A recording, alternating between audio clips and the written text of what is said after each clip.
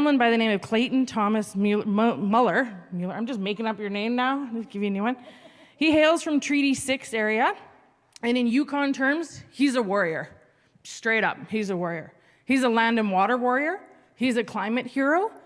And I would just tell you, when I'm introducing him to my auntie, I'd be like, he's a freaking rock star. So help me welcome him. Woo!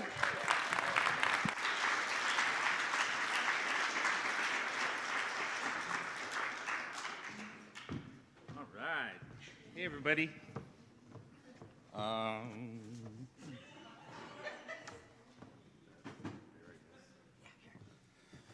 Hey, everybody. How you doing? Good morning. Oh, wow. Thanks so much to the elder who said the beautiful prayer this morning and for the beautiful songs that were shared. Really appreciate that. And also just want to acknowledge our leaders. Sorry, I just want to get my help out here. One sec. Yeah, I just want to acknowledge in a good way, too, our leaders that spoke this morning as well. Thank you so much for the words that you said. It's really important. Sorry. I always like to carry a feather when I do these talks so that you know I'm not bullshitting you.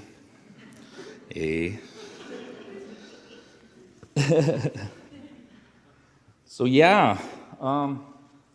Tanse, Buju, Zongi Benisi and Inetish Nakas, Kinutotem. As mentioned, my name's Clay, and I come from Pagadawagan Cree Nation. And but I live in the city of Winnipeg in Treaty 1 territory with my sons. And it's pretty cool to be here.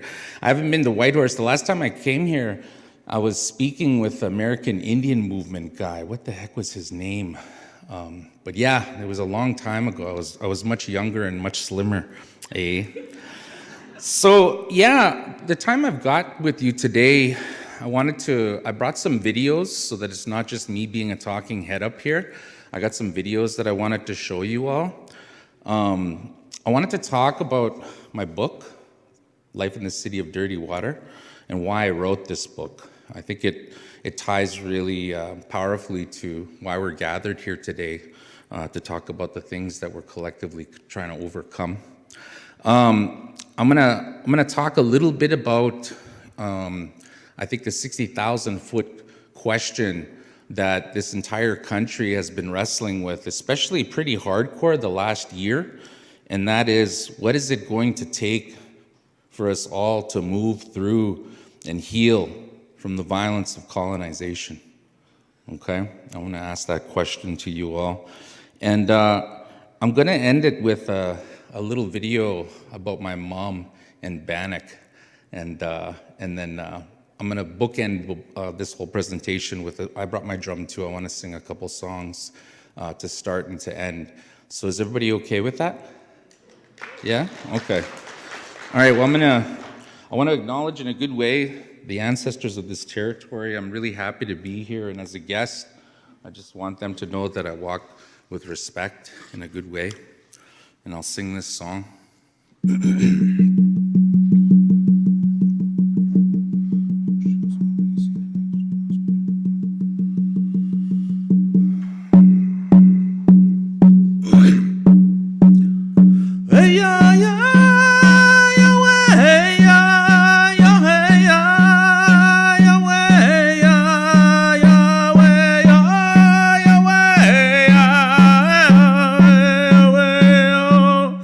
Yahweh, Yahweh.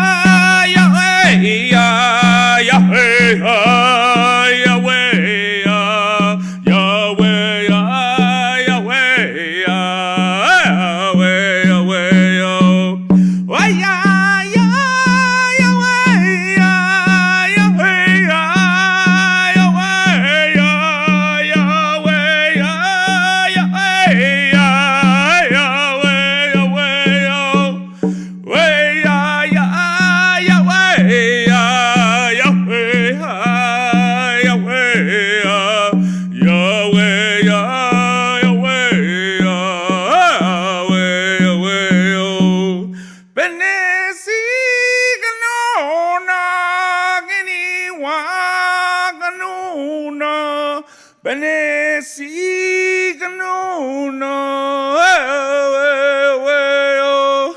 way ya ya Yahweh, Yahweh, Yahweh, Yahweh, Yahweh,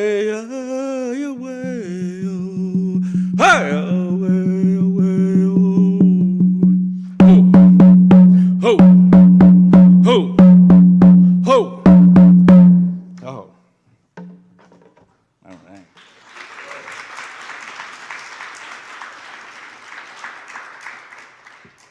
Okay.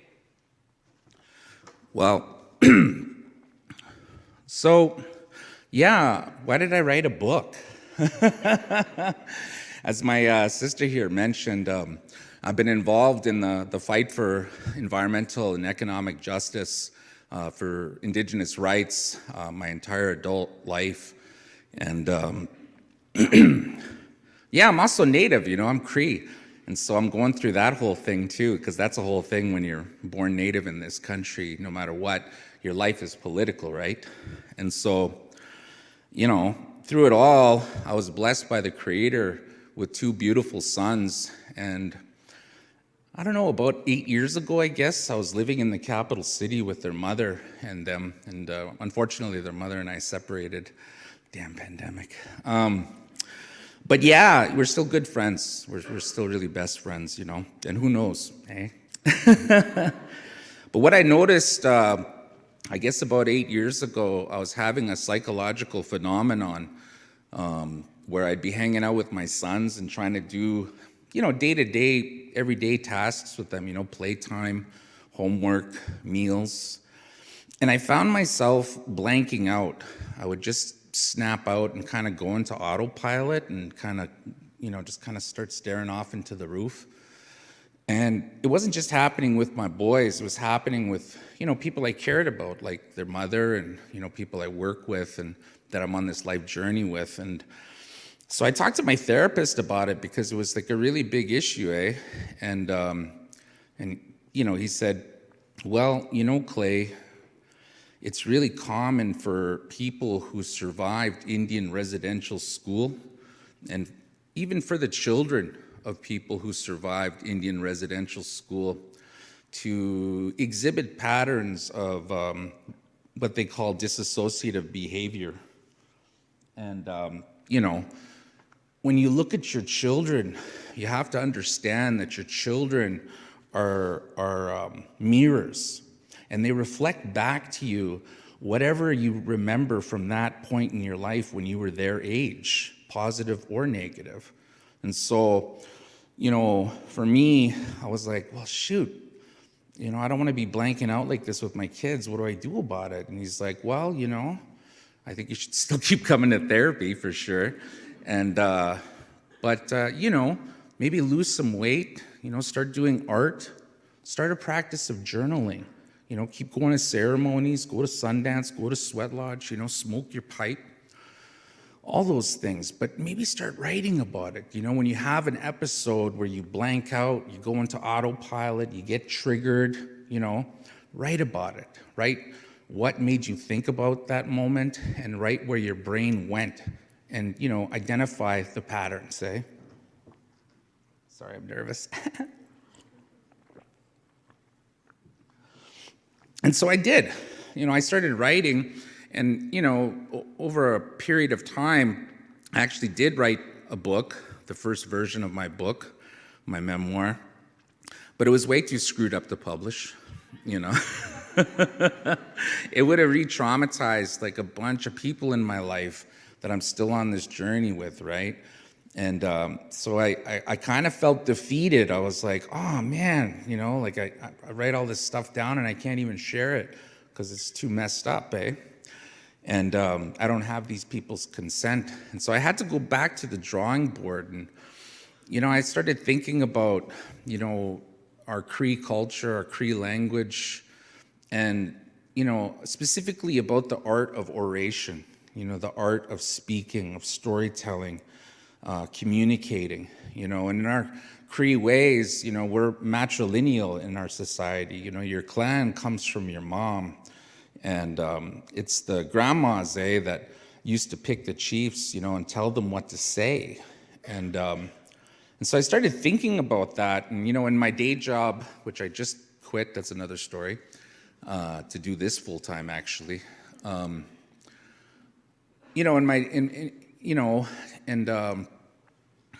Sorry, I got nervous there. And yeah, my day job,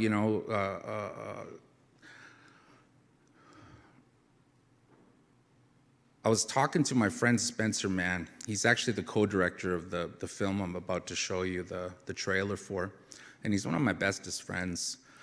Anyway, him and me, I'd bring them all over North America and all over the planet, actually, to go and make films. When you go onto TikTok and you go onto Facebook or Instagram, sometimes you'll see like a 1 to 5 minute little clip of some protest or some kind of direct action, or, and there'll be like a political action at the end of the video that you can click a link to donate or sign up for the listserv or whatever, right?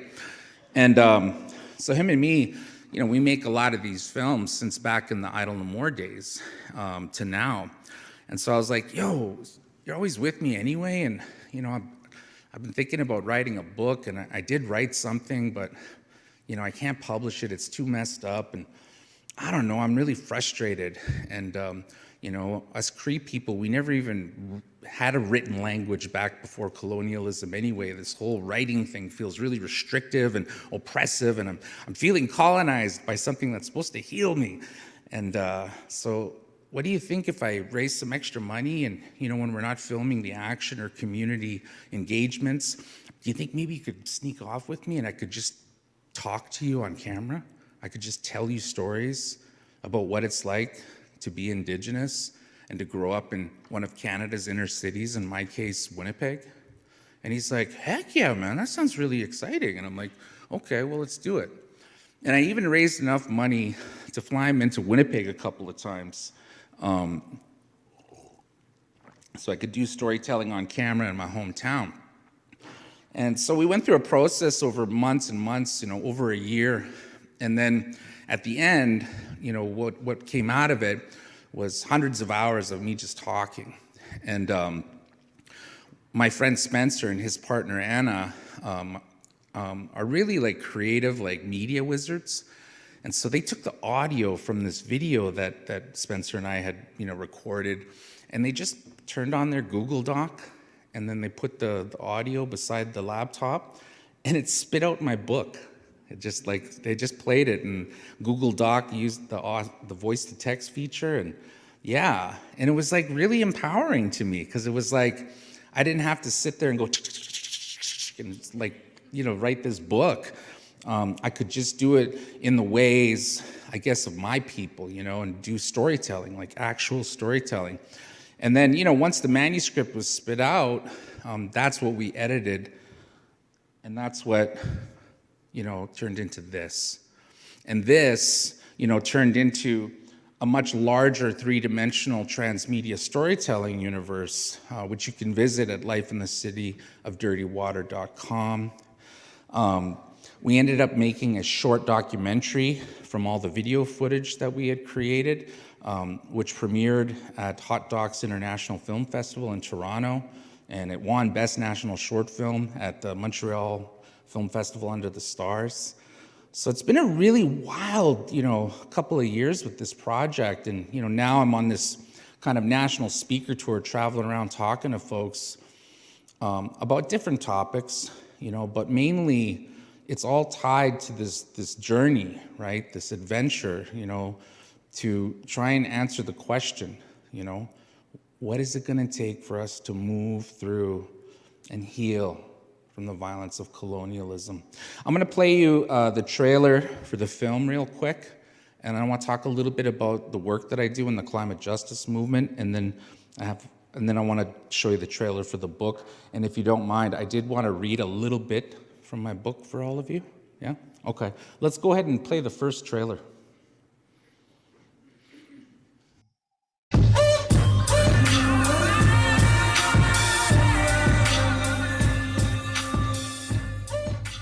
Winnipeg's got the biggest urban population of Native people in any city in Canada. It's the biggest urban reserve, as they call it. The city of dirty water. You know, I love this place, though. And I love all the people here, even the people that done me wrong.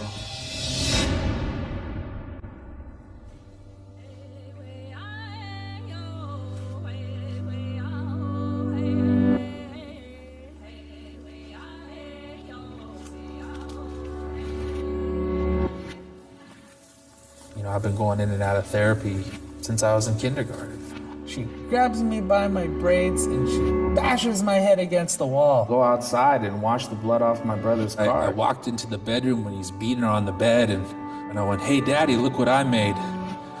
It's an airplane, so I can fly away from here." And then I went, boom.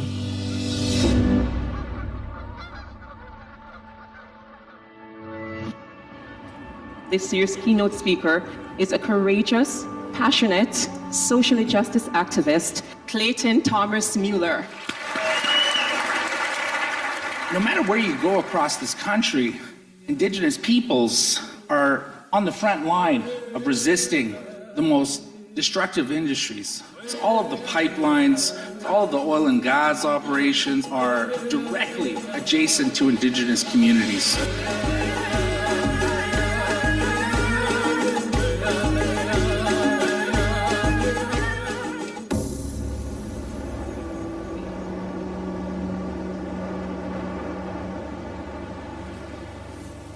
We gotta teach humanity how to fill that void inside of us, how to connect to the sacredness of the place of where they're at, how to connect with living systems and being a part of that system, understanding your role in that system of life.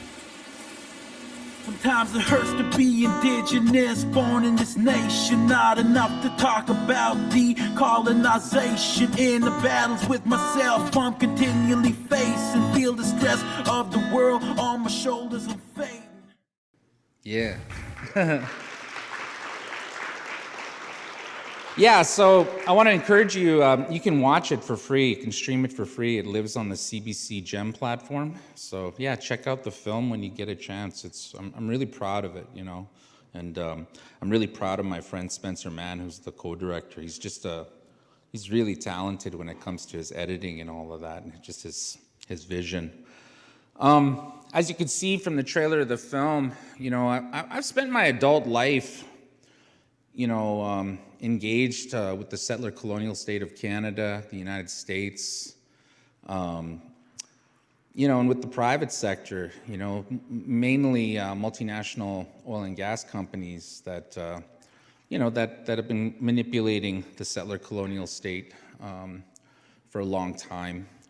And, you know, if you take a map of all the most toxic and destructive industries in this country, and you overlay that map with all 630 plus First Nations and Métis settlements and Inuit hamlets, you'll see that in Canada, you know, environmental racism is very much a red and white issue, okay? Because the majority of card-carrying, law-abiding, like, you know, voting Canadians live within 50 kilometers of the Canada-US border. And the rest of the country, for the most part, is populated by Indigenous peoples that have lived here since Creator put us here. And the entire economic engine, you know, this kind of neoliberal capitalist economy framework that we live under here in the settler colonial state of Canada is fundamentally tied to a process, ongoing process of colonization, you know, of oppressing, suppressing Indigenous peoples' collective rights to our land, water, our climate, God-given inherent rights, you know, rights that are inalienable, that cannot be taken away by any human. And, you know, the dispossession of our peoples from our homelands and the urbanization of our peoples into, one of Canada's inner cities. In my case, it was Winnipeg. And the industry that displaced us, where I come from, was Manitoba Hydro. They dammed our rivers, which were, to us, were our freeways. It was the way that our communities stayed connected. In the winter we would canoe, in the summer we would canoe, in the winter, we'd take dog sled between communities all along our beautiful river systems. But they dammed our rivers for cheap hydro and flooded a lot of our ancestral homeland. And for most Indigenous peoples, if you go back, way back far enough, you'll always have that same story. There's some kind of displacement that happened that's tied to extractive industries, that's tied to the settler colonial state government. And then I think woven throughout all of that really traumatic kind of intense experience is everything else that Indigenous peoples disproportionately burden on our shoulders. And so for me, the fight for environmental justice is very much the fight for Indigenous sovereignty and self-determination, And it's also very much a really intense healing journey for our people, The process of connecting back to the sacredness of the place where Creator put us is a really intense process, because of how intense our spiritual umbilical cord to our land has been attacked by this ongoing process of colonization. And, trauma comes with that, eh? And so, for me, writing this book, it really surfaced a lot of the trauma, I think, that I've been carrying, eh? Being the son of parents who went to residential school, and I'm going to read a little bit about my father, who's, he's made his journey to the good hunting grounds, but I want to bring his name into this talk. But first, I want to show you the trailer for the book. CBC produced this trailer, and then I'll do the quick reading, okay? Can we play that next one? Oh yeah, and my book was in Canada Reads this year. It's kind of a big deal.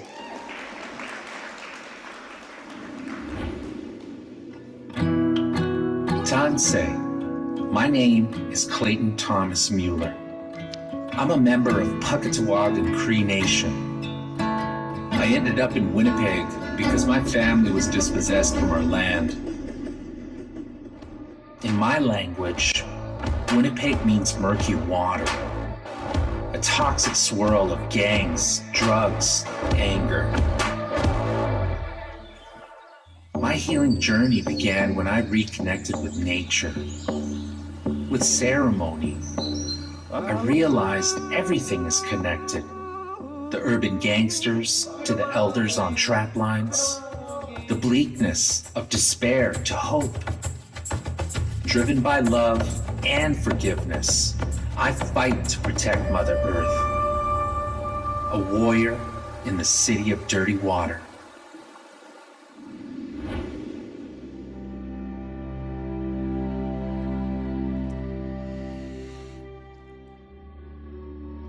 The first time my father saw an airplane, he thought, it must be an angel. He was just 5 years old, standing outside his family's cabin deep in the bush on Puckatawagan First Nation in northern Manitoba. It was before he attended residential school, but Catholicism was already very present in the community, and he had heard about angels from the priest who lived on the res. That day, he heard a strange noise and looked up. He saw a white cross flying through the sky, and he thought, this must be an angel, because what else could it be? He told me that story many years later. We were at the St. Regis Hotel in Winnipeg, and he was drunk out of his tree. It was one of the half dozen or so times I had ever spent with him. And even though I was only 7 at the time, hearing the story triggered something inside of me.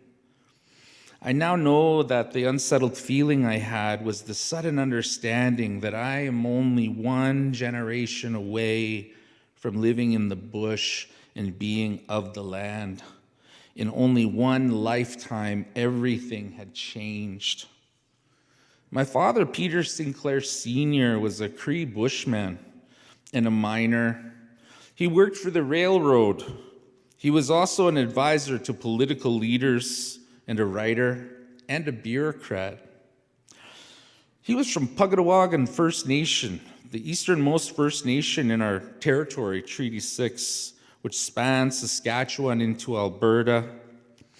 My family is spread over a vast region from Pelican Narrows to Sandy Bay, through South Indian Lake and Nelson House, Manitoba, with Pugatawagan right in the middle of it all.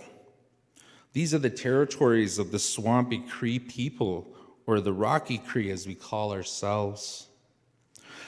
My father was actually half Cree. His father, Kino, born Albert Dubois de Voiland, was a full-blooded Belgian immigrant who was a World War II fighter pilot and a war hero. My grandfather became disillusioned with his aristocrat life and jumped on a steamship after the war. He went to Hudson Bay, got on a dog sled, and went into the bush. He met a woman who became his wife, and they created my father. My grandfather was famous in our community of Pugatawagan. He and my grandmother owned and operated a general store, and he had a Clydesdale horse way up in northern Manitoba, and he built a root cellar so he could have vegetables in wintertime. That just blew all the Indians away. My father drank himself to death at the age of 58. I don't know why he drank, but the limited stories he told me about himself give a glimpse. Watching his father die of a heart attack in their general store, being raped by a nun throughout his whole time at residential school. The last time I saw my father was at the Seven Oaks General Hospital in Winnipeg. He still had jet black hair and big bushy black eyebrows and sort of a kind look, a bit of a crooked smile. But he was all swollen and yellow with jaundice. The late stages of cirrhosis had kicked in. The last thing he said to me, Clayton, always so serious. I'm sorry I haven't been a good dad. Take care of your kids. Make some money so that when you're dead, they'll have something. I said, okay, I'll do that, Dad. And I left. I was 26 years old. A couple of weeks later, I flew back to Winnipeg to bury him. And as I sat on that plane, I thought back to my father's memory of the first plane he saw. And here I was sitting in one of those white crosses in the sky on my way to bury him. Oh, what? Just bummer, eh? Yeah, the reason I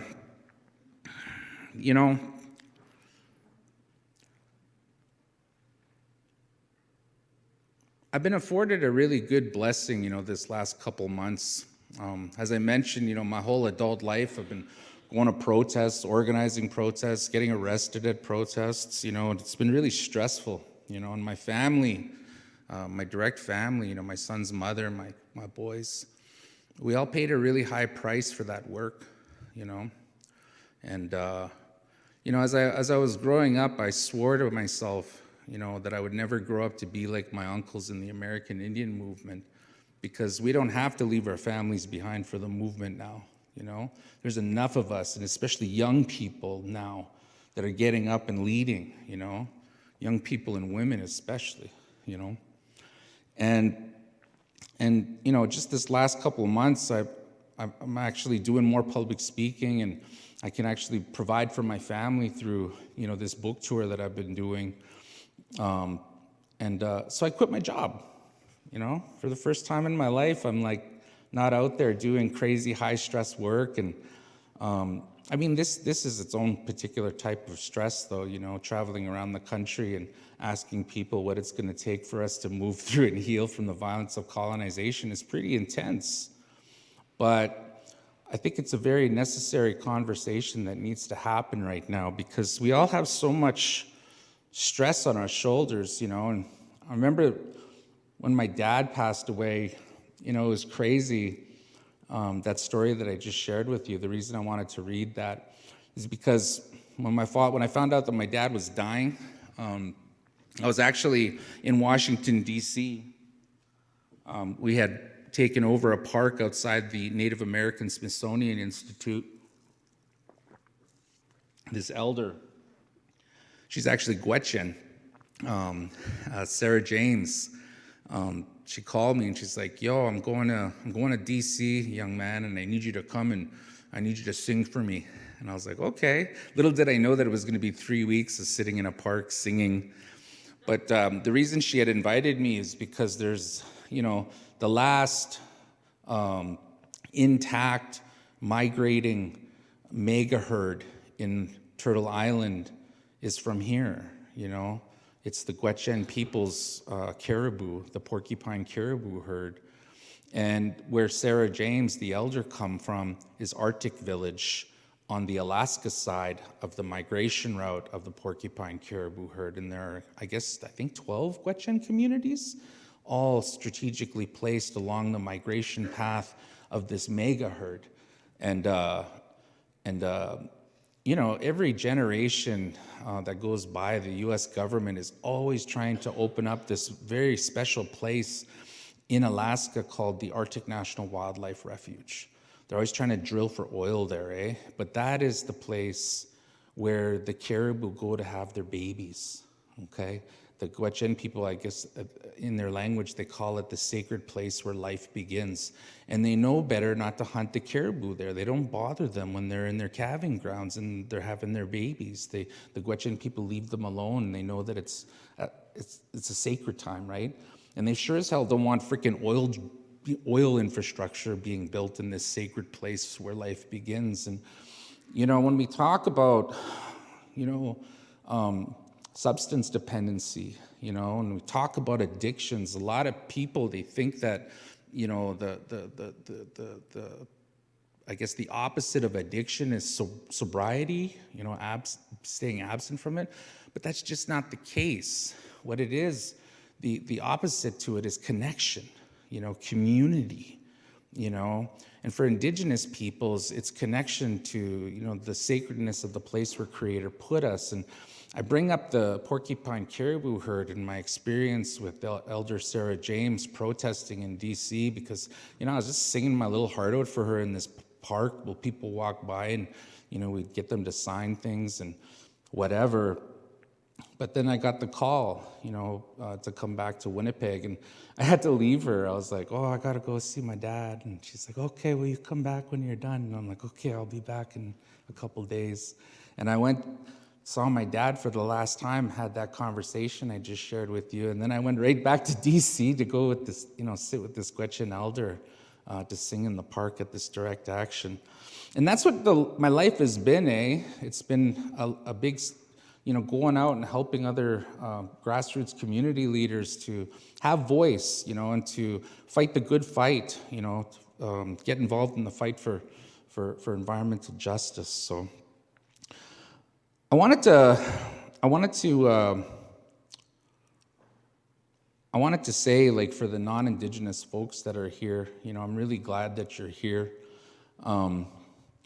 You know, in Canada, 86% of the population is what white presenting, or European settler presenting, right? And so, you know, when we go through collective experiences like what we just gone through with the pandemic and the closures, you know, this collective experience of, you know, this recession that we're going through at a global scale, you know, at a scale that we've never seen before. And of course, this collective experience of dealing with the existential threat of climate change. You know, it's a lot for all of us, especially if we're parents or for students going to school. You know, normal life stress is really intense, but this last year especially, I think, has been hard on all of us. But for the Native folk that live in this country, it's all of that plus, you know, Kamloops 2015. You know, that's been a big thing this year. You know, and then of course the Pope come. You know, and that really picked at a lot of wounds in Native people when the Pope came, right? And, you know, when you're Native, disproportionately, people pass away all the time, especially when you get to my age in your 40s, it really speeds up and people start making their journey. You know, my grandmother passed away this year. She made her journey, but she lived a really long life though. She was 84 and she was, you know, she'd lived a good life. And then you know, you got crazy situations that happen when you're Native, like James Smith Cree Nation. You know, my auntie was one of the people that got murdered in that violent circumstance. A lot of people that come to our family Sundance come from James Smith Cree Nation. And so that was a really catastrophic event that all of a sudden, you know, all of these things that I bring up, just complete erasure, because then the monarch dies, the queen died. And then all of a sudden, it's all about the queen, and we're not hearing about Kamloops 2015 or the fact that it's over 10,000 children that they've found in unmarked graves, and that they still have over 100 residential schools to go to and to, you know, use ground penetrating radar to investigate if there are more. And we all know that there are going to be a lot more. And so I guess the reason I bring all of this up is that, you know, Indigenous peoples, we just continue to get kicked in the teeth. You know, the austerity agenda of the government of Canada, you know, on the res, their agenda is to make it so damn bad on the res that people are going to leave, right? That they don't want people to stay on the res because of the agenda that I laid out for you earlier in my talk. And, you know, James Smith Cree Nation was a really horrible situation, but, you know, violent, crazy things go down on the res every single day. And our people don't get a chance to breathe. They're always in crisis, always reacting, always trying to fix things, you know? And they don't get to be creative, you know, because they're so busy dealing with things. They don't get to, like, you know, really do things. Or if they do get to be creative or do art or something, you know, regenerative, healing, it's not enough. It needs to happen a lot more. And I think, you know, it's really important to understand that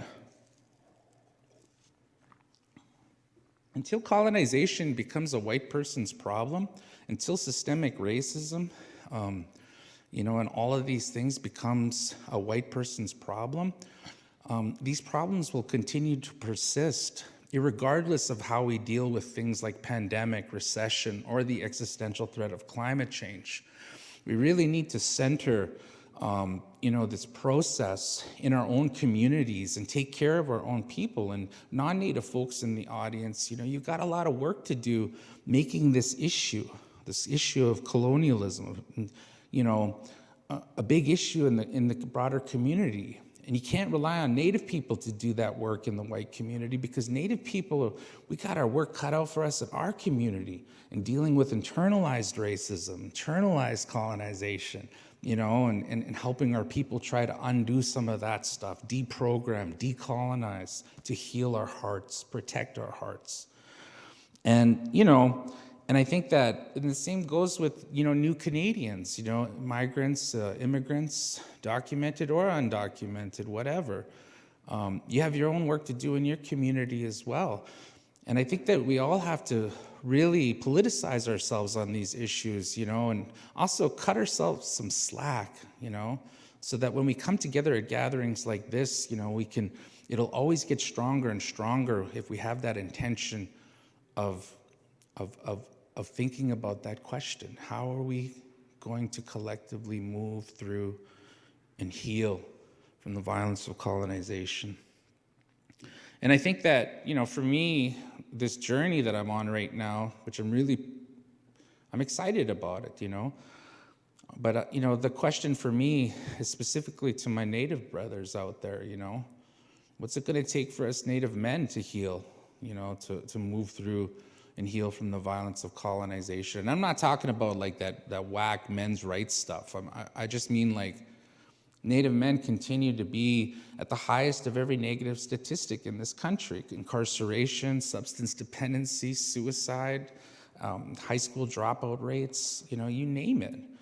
And so we've got a lot of work to do in our communities, and I'm here to say that I have a lot of hope.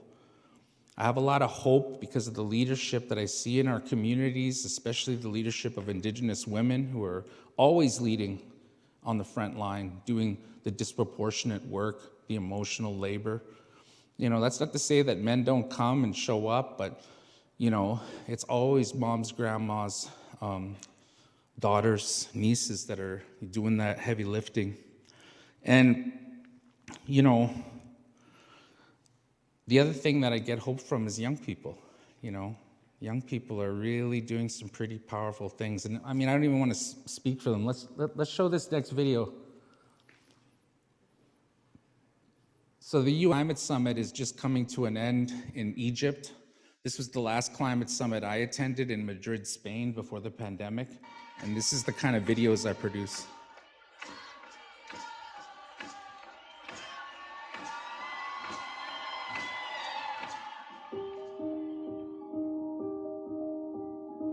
We are one with the earth, with the sky, with the sea, with the sun. We are one.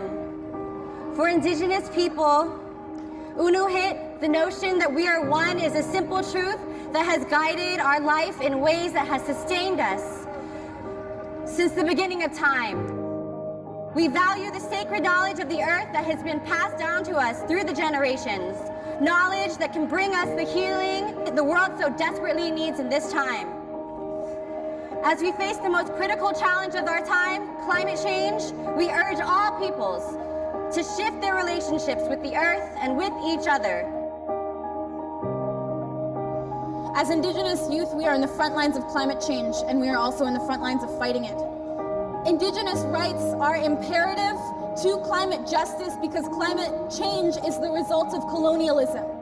My ancestors were the original climate activists, beginning at first contact with our resistance to the desecration of our sacred lands and sacred waters.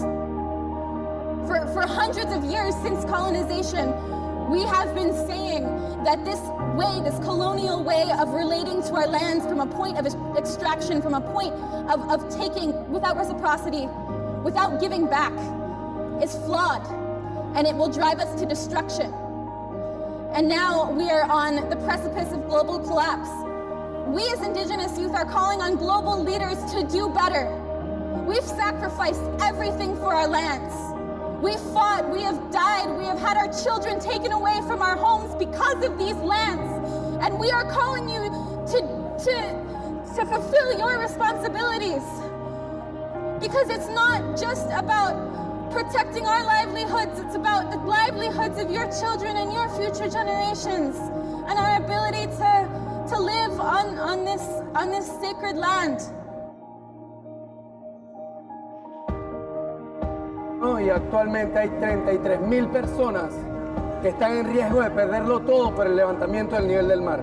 Nosotros no consumimos combustibles fósiles y a pesar de ello somos los que más vamos a sufrir.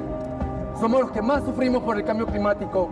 Estamos a punto de perder nuestra lengua, nuestra tierra, nuestra tradición, por la forma en la que viven en las ciudades.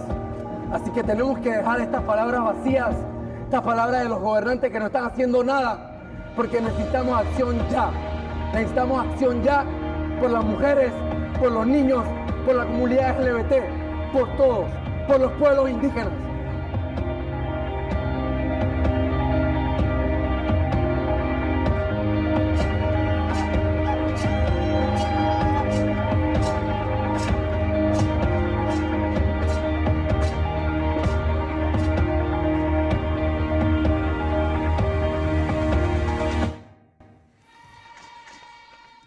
Yeah.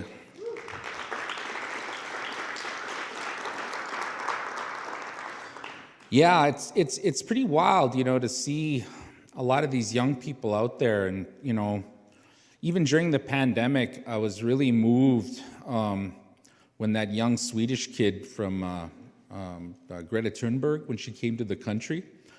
There were over 1 million kids that protested, that walked out of school on that Fridays for Future, the climate strike when she was here. 500,000 in Montreal. In my own little city of Winnipeg, we had like 20,000 kids march, and it was crazy because some of them were so small, they had to get off the school buses backwards like a ladder. And then their signs were bigger than them. It was wild, but it was like a bunch of kids from K to 12, 20,000 of them marching through the streets of Winnipeg. And I went with my sons that day. My son Felix, a 16-year-old, he was actually the first one to organize a climate strike in Winnipeg in response to that youth Greta Thunberg. I gotta say, I like Greta, she's cool, but as if we're gonna have a blonde person be the face of the climate movement. There's like 1,000 brown and black Gretas, so I like to lift those voices up. Anyway. But yeah, the point is, though, it was really incredible, though, to see all these kids, marching for climate justice. But they weren't just, marching for climate justice, because they also had signs at this protest for climate that Black Lives Matter. They had signs, against the pipeline, in BC that they're trying to build, the pipelines, the CGL and the Kinder Morgan Trans Mountain pipeline. And, and then I think, when George Floyd got murdered, by the police in Minneapolis, and that spawned all these Black Lives Matter protests all over the continent. Same thing in my hometown in Winnipeg. Even though the pandemic was on, people still came out to march, in support of Black Lives Matter. But it was kids, that were out in full force. And they weren't just marching for Black lives. They were also carrying signs still that said, shut down the pipeline, Trudeau, stop, harming Indigenous peoples for extractive industries. And so, I have a lot of hope in our young people. These young people today have an analysis. My kids just blow me away all the time. I have absolutely no clue kind of their reality, I guess, It's pretty wild to me. And every time I try to give them advice, they're like, oh, shut up, Dad. It's not like that in school anymore. It's not like the 80s or the 70s. Bullies today are the losers. Today you're cool if you have, really good politics and a really deep analysis of this. It's called intersectionality, Father. And I'm like, oh, what? But yeah, so I don't have like a long list of things, to say that, these are the things you should follow to stop substance dependency in your community. But what I will say is that for me, addictions, are part of a bigger problem. And it's this like emptiness that we all have inside of the cavity of our chest. And I think human beings are consistently trying to fill that empty space with consumerism, with this hyper-individualized, capitalist, hyper-individual society that we're living in.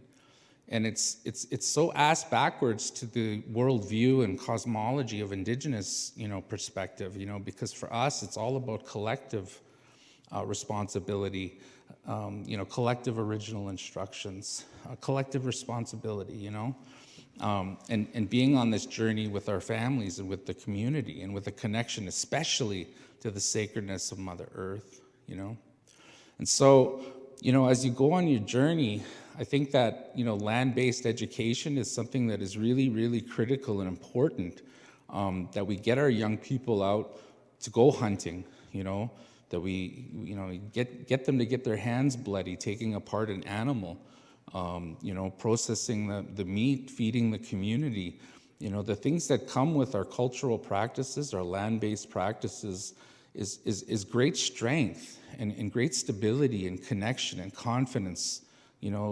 That's what our culture brings to us. And so, as we go through this journey, supporting our people on the front line, we have to make sure that we have those cultural tools that are part of the whole process. And I think secondarily, we really, really need to have those mental health supports. I know for myself, I go to therapy all the time, but I have to pay for it, eh? And a lot of our people, they can get therapy through Indian Affairs, but it's very restrictive, the kind of therapy you can get.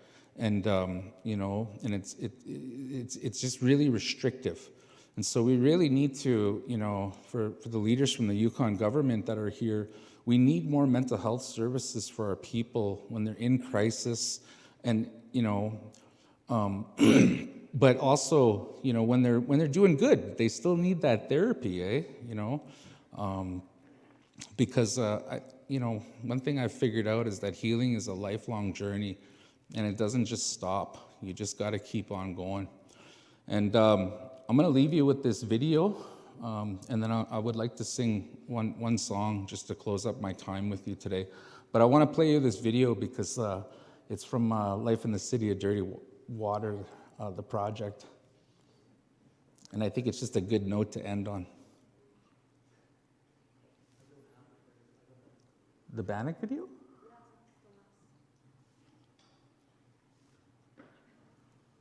It was attached to the email. Yeah, sorry. Am I the only one who's not intrigued by something called the Bannock video? Huh?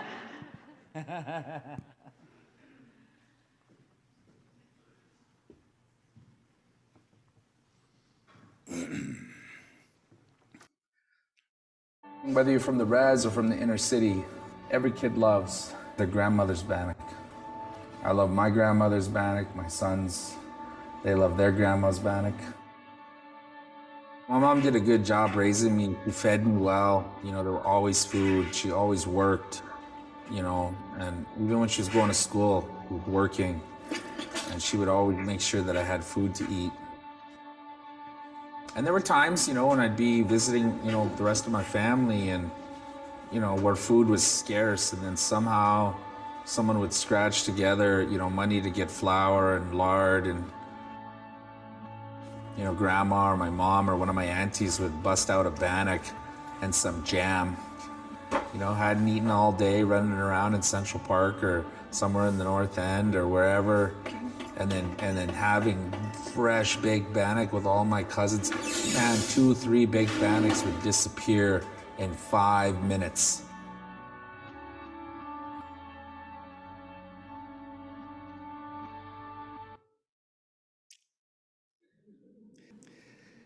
I like ending with that video because, don't get me wrong, like a lot of you work in health, and bannock is like the food of the oppressor.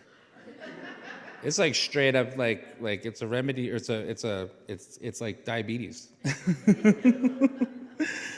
But it comes from when our people got herded into these apartheid reservation system. They took away our ability to hunt, and they'd give us flour and sugar and lard, and that's where bannock come from. That's why all the British colonies, Scotland, Ireland, they all have some version of bannock, right? So, but that said, the most important ingredient. Does anybody know what the most important ingredient in bannock is? Love. You're darn right. It's Gookum's love. And so yeah, I like playing that video at the end because no matter what, yeah, even if it's like giving you diabetes, if it's got Gookum's love, it'll get you through the day. So yeah, I'm gonna end with a song now, but I really appreciate this time, that I got to spend with you this morning. I don't know if we've got time for some questions, but I want to bring this song in, the wolf song.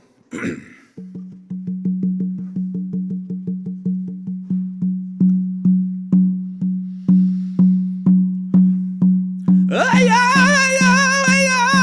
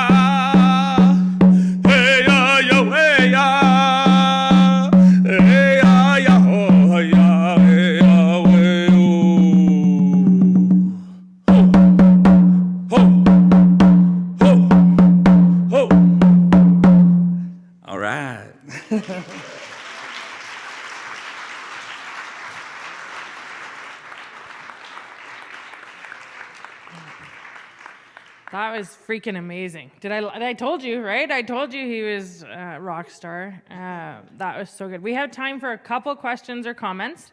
I think Jesse's put, or just somebody's put it online that we can take a question from our online or comment. If you're in the room and you want to make a comment, there is a standing mic over there, and you can make your way there. Anybody? Question? Don't be shy. Don't be shy. Yeah, don't be shy. Good. Oh, Ian's got a question. I'm going to bring a mic to you, Ian, so you don't have to run all the way across the room. Although that would be fun too. Thanks, Clayton. It's just it's so great to finally see you here with us on the stage, and that was well worth the wait. So thank you very much.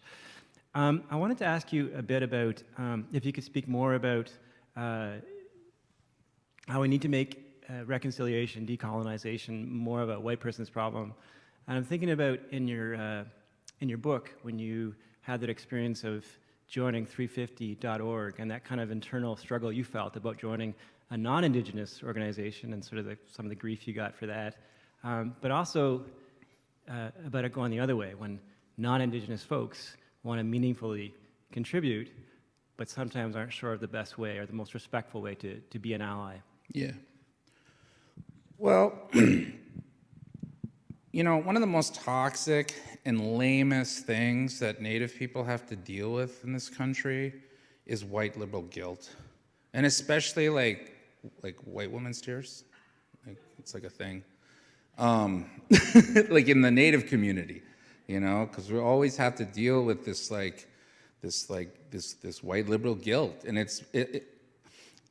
I kind of like react and don't like that more than I don't like just straight up racism. Like I love it in the southern United States because the people are really straight up about their racism there, but they're polite about it. And then you know exactly where they stand, eh? You're like, oh yeah, that guy hates natives, but he told me, you know? And in Canada, yeah, the whole white liberal guilt thing is just a challenging thing to deal with. And I think that like, you know, in these times that we're living in, I think that it's really important for people to step up, and if you don't know, ask for permission, ask for consent. You know, we live in this really beautiful and intense time of change right now, you know, and we're seeing this culture of consent emerging now in our communities, you know, which I think is a really good thing. You know, it's a very powerful thing. And I think a lot of times, like white folks who want to help out Native folks or, you know, show up and be an ally to communities of color, quite often I witness white folks get kind of like trapped and like they don't know how, or they don't think it's their place to speak up or say something. Or, you know, they get told to F off by a Native person and they give up and they're like, oh, well, I'm not welcome there. And, you know, quite often, I know, just speaking for myself, you know, you'll kind of give a white person a hard time when they come into the community and they want to help out and whatever, right? But that's to just test their will, to see if they're actually going to be accountable, if they're going to actually show up. And, you know, a lot of times white folks will feel that pressure from Native folks, or that kind of like, you know, get the piss kicked out of them a little bit, and then they leave and then they'll come back, you know? And I think there's a flip side to that as well, you know, like, and that's what I talked about when I said that like white folks that are woke, y'all need to do some serious work in your communities, because quite often, especially in workplaces, I find that Native folks will train up like really kick-ass white folks, and like they'll just be the best, right? Like, and then they have a kid or they get a job somewhere else, a better opportunity, and then we get a brand new white person in that position where we used to have a really good ally, and we got to train them all over again, you know? Cultural sensitivity, worldview, and cosmology. So it's like a really tedious and, you know, tiring process. It's toxic for Native folks.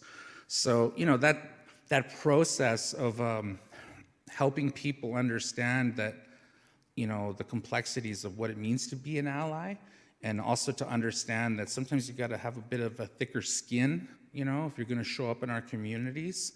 And the most important thing is always ask for permission. And if you don't know, ask, you know, it's the best thing. And, you know, that's about all I could say to that. Anybody else? Okay. I'm going to just run this way. Sure.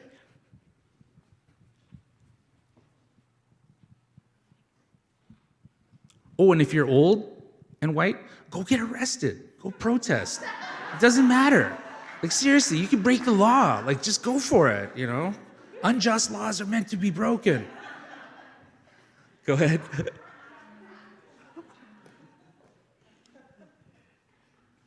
First of all, welcome to Yukon.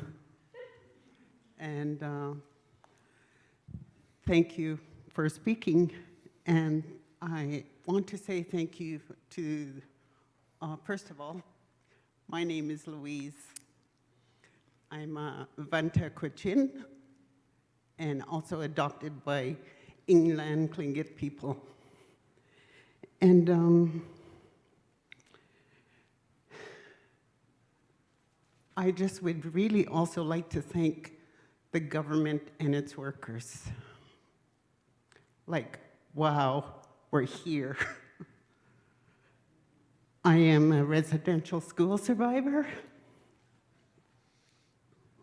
My daughter, this is my daughter. She's the effects of it. And also have a granddaughter who also is a part of that because we've been closely connected. And every day I thank God for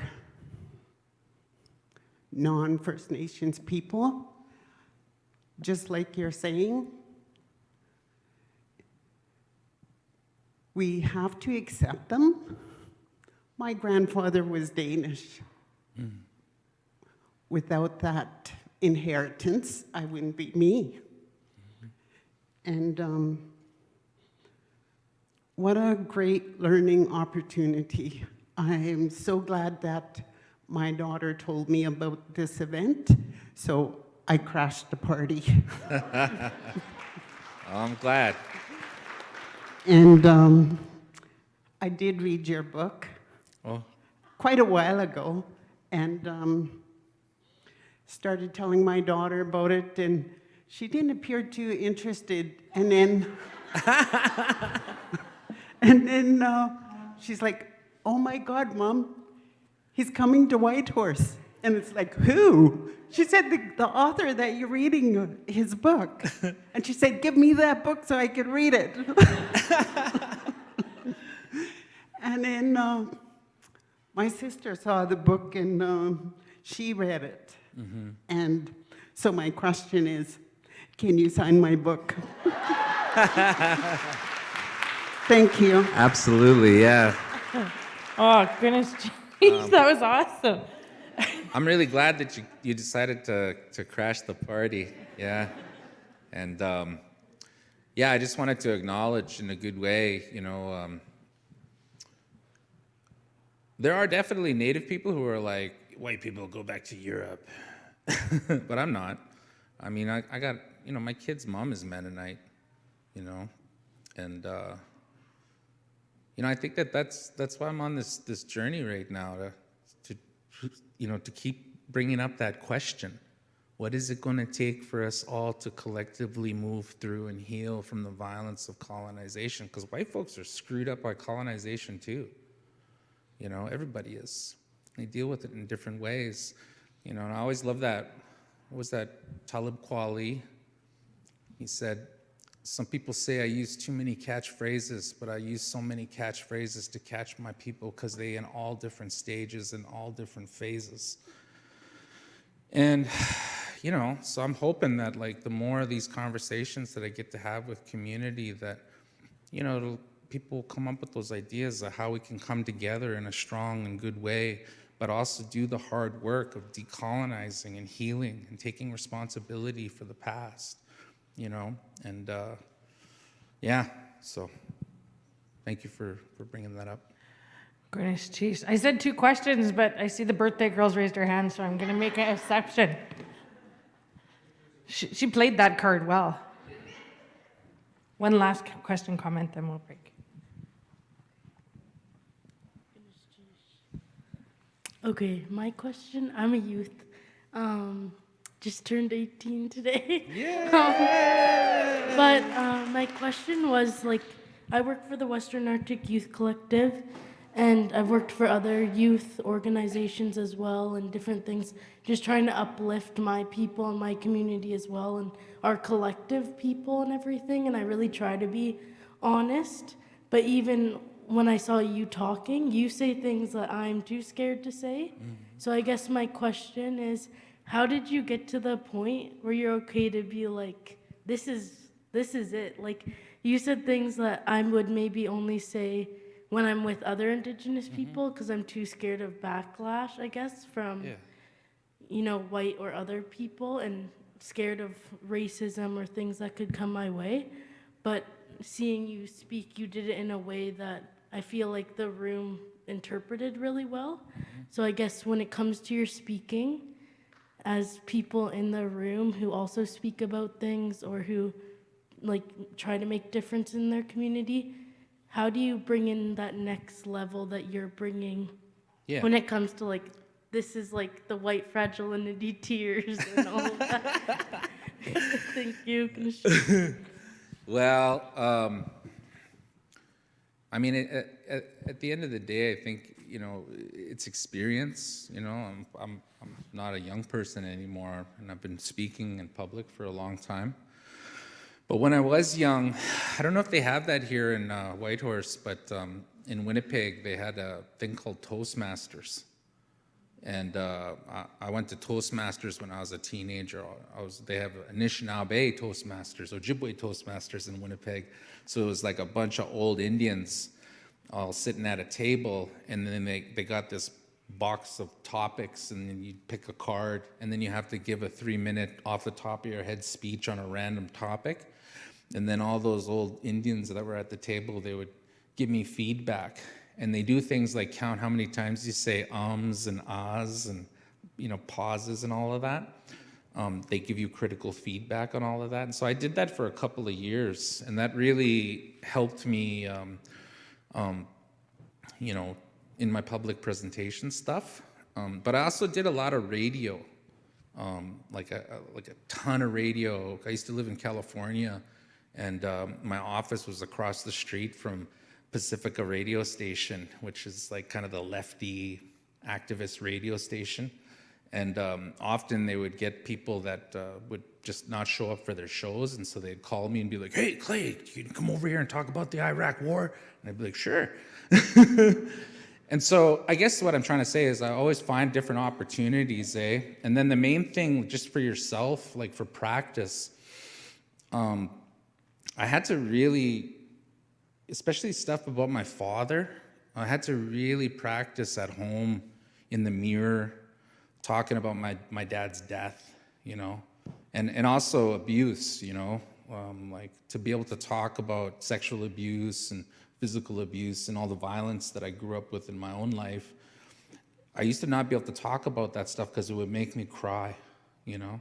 But that's why, you know, these things, tools, you know. I like to, when I talk, I bring my drum, and I always try to have a feather with me so that it's my way of being accountable, but it also gives you spiritual energy, to be able to like say the hard things, you know, and then it helps you. So yeah. Goodness, geez. I have to say that I think there's a little bit of just innate personality to be able to stand up and say, old white people, you should go get arrested. They don't teach that in Toastmaster. So there's a skill there. Can I get you all to just give me join me in just a huge round of applause for Clayton and thank him?